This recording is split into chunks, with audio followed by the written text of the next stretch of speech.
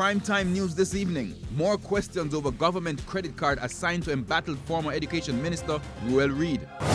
Opposition raises concern following Auditor General's probe at Education Ministry. And dancehall DJ Vibes Cartel rushed to hospital.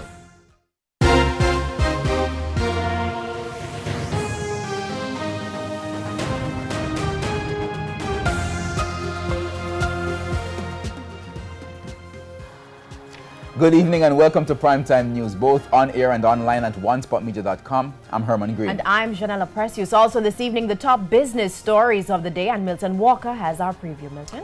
Yes, Janella, the Sumfest has outgrown its venue and reprieve for motorists this week as gas prices have fallen. All right, thanks Milton. From Milton, we go to Spencer with a preview of sports. Thank you very much, Herman. Well, MOCA has completed its investigation into irregularities at InSports. We are now awaiting a ruling from the DPP. We'll have an update for you later.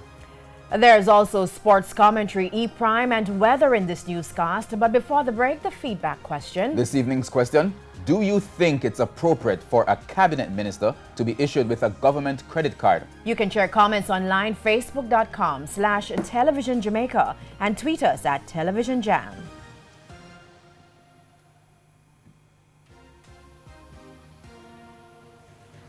Stay with us. Primetime News returns after this break.